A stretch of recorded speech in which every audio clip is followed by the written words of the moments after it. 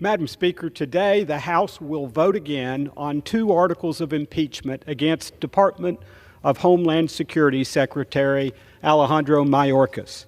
A lot of attention has been paid to the fact that the impeachment vote failed to pass the House last week due to a Republican being absent for health reasons.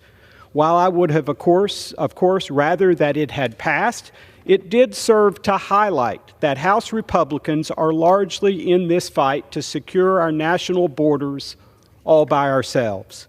House Democrats know that Secretary Mayorkas has intentionally failed to secure our borders, but most agree with President Biden's open border policy. So not one single House Democrat joined with us to impeach Secretary Mayorkas. Essentially, they like the job he's doing, or should I say not doing. The Immigration and Nationality Act requires that those who clearly do not meet the requirements for asylum be detained for removal. Yet in 2021, Secretary Mayorkas wrote to ICE officials, quote, "The fact an individual is a removable non-citizen should not alone be the basis for an enforcement action against them. The law says an alien who is deportable on certain criminal and terrorism-related grounds should be taken into custody." Again, Secretary Mayorkas wrote, quote, "Personnel should not rely on the fact of conviction alone," close quote. Our laws say parole can only be granted on a case-by-case basis for urgent humanitarian reasons or significant public benefit. That is far from what's happening.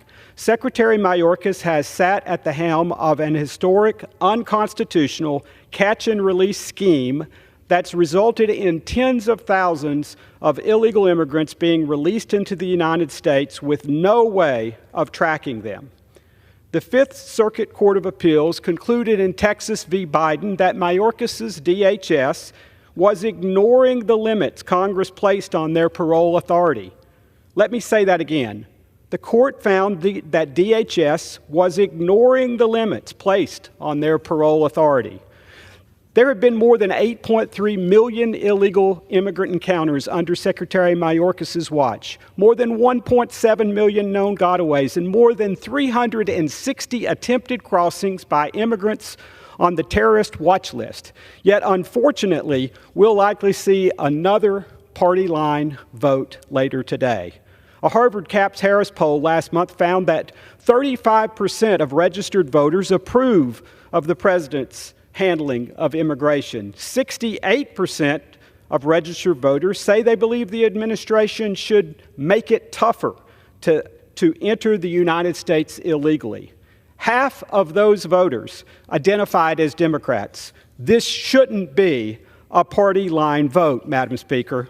Contrary to what we hear coming from many in the mainstream media, last week's vote was not so much a defeat for House Republicans as it was a defeat for our national security and the rule of law. When the executive branch goes rogue, the Constitution doesn't request, it requires that the legislative branch holds it to account.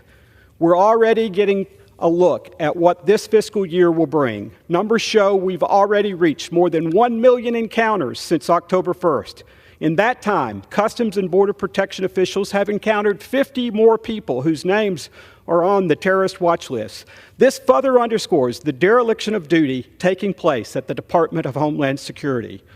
Last week, Democratic Senator Chris Murphy referred to illegal immigrants as undocumented Americans and called them, quote, "the people we care about most." That refers to what the Democratic Party cares about most. I could not disagree with that statement more. I care most about the hardworking Tennesseans I represent, those who play by the rules and embrace legal immigration. It is with them in mind that I will proudly vote again to impeach Secretary Mayorkas. With that, I yield back.